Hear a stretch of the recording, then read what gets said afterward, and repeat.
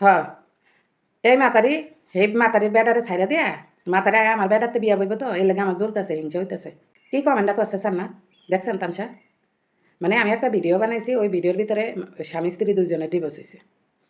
ডিভোর্সের সময় মানে যারা ওই জায়গায় এটা ডিভোর্সটা দেওয়া হয়েছে যারা বিচারক আছে ওই জায়গায় লোকজন ওই লোকজন মহিলারে কইতেছে যে তুমি তোমার বাচ্চাগুলো নিয়ে যাও মহিলার একটা বাচ্চা 4 বছরের আর একটা বাচ্চা 3 মাসের এই দুইটা বাচ্চার ভিতরে মহিলা একটা বাচ্চাও নেব না মহিলারে বারবার মানে বিচারকরা রিকোয়েস্ট করতেছে অন্তত আপনি এই যে 3 মাসের বাচ্চাটা নিয়ে যান এই বাচ্চাটা তো মা ছাড়া ফালা যাবে না কারণ ও দুধ খায় আপনি দরকার যে কদিন বাচ্চাটা দুধ ছাড়া না দেয় ওই কদিন আপনি বাচ্চাটারে পাইলেন নিয়ে যান আপনারা ডাবল করে মানে বেশি করে ভরণ পোষণ দেওয়া হইব এই শুধু বাচ্চাটার জন্য এত রিকোয়েস্ট করতেছে ওই মহিলা 3 মাসের বাচ্চাটা নিব না কয় আমার সংসারই নাই আমি বাচ্চা দিয়ে কী করবো হ্যাঁ আমার একটা ভবিষ্যৎ আছে না এর লাগে আমি কইছি যে সন্তান হয়ে যাওয়ার পরে বাবা মায়ের আবার কিসের ভবিষ্যৎ সন্তানের ভবিষ্যৎ নিয়ে চিন্তা করতে হয় এই মহিলা এনা দেন কি কমেন্টটা করছে কোন চাই মানে এটা কী করতে ইচ্ছা করে হ্যাঁ হ্যাঁ মানে ও ইবলিশ আছে না ইবলিশ তো ইবলিশের টানাই টানবো তো এই মহিলা হয়েছে আরেক ইবলিশ খবি সেগুলা হ্যাঁ নাইলে একটা মা আপনি বাচ্চাটারে এত কষ্ট করে পেটে রাখছেন 9-10 মাস পেটে রাখার পরে এই যে দুধের বাচ্চা আপনার স্বামীর সাথে যাই হোক আপনার ডিভোর্স হয়ে গেছে বেডা হালাই তুইতে পারবো বেডা ফালাই তুই বেডা আরেকটা বিয়ে শাদি করে তো বেডা করে লাইতে পারবো আপনি তো মা হয়ে পারতেন না কারণ আপনি বাচ্চাটা ফেটে লইছেন আপনি তার যন্ত্রণা বুঝেন কষ্ট বুঝেন একটা সন্তান হয়তো কত কষ্ট ওই বেডা তো এটা বুঝে না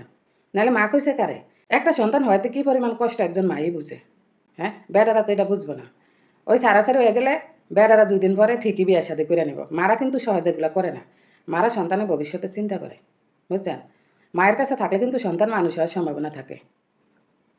আর এই বেডি দেখছেন তামসা কনসাই হ্যাঁ এই বেডির কথা হইলো যে বেডার সন্তান বেডারে দিয়ে দেবো না কি করবো নাহলে তো বেটা 2 দিন পরে বিয়ে করবো আর এই বাচ্চা ফালতে যায় এই বেটির জীবন তেজপাতা হয়ে যাবো মানে এটা বুঝাইতে গেছে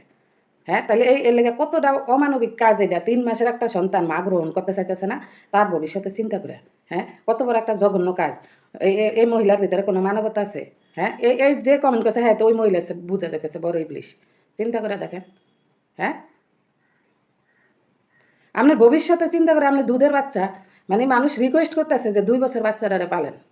হ্যাঁ দুধ ছাড়ান দেওয়া পর্যন্ত পারেন মা সন্তান নিব না হ্যাঁ মানে আর কত হলে আমি যদি সন্তান নিয়ে যাই এই বেটা বিয়ে শাদি কইরা ঠিকই ভালো থাকবো আর সন্তানের লেগে আমার জীবন টানা টানা হয়ে যাবো মানে যে কমেন্ট করছে হ্যার চিন্তা আর ওই বেটি চিন্তা একই আমি বিয়ে শাদি করতে পারবো না হ্যাঁ একজন মার কি এই ধরনের চিন্তা থাকে মানে ওই বেটার উপরে প্রতিশোধ নিতে যায় আর মানে নিজে জন্ম দিছে নিজে এতদিন পেটে রেখে কষ্ট করছে এই সন্তানের কষ্ট দিব হ্যাঁ তাহলে এটা কেমন নারী কেমন মহিলা হ্যাঁ এখানে আইসে আমার এই কমেন্ট করার লাগে চিন্তা করে দেখছেন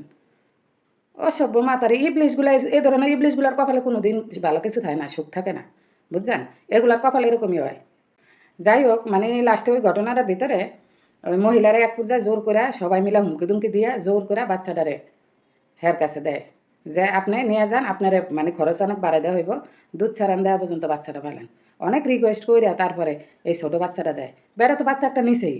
মানে বেটার কত হয়েছে একটা বড়টা আমি নেই আর ছোটোটা তো মাছারা পালা যাবে না ছোটোটা হ্যাঁ নেই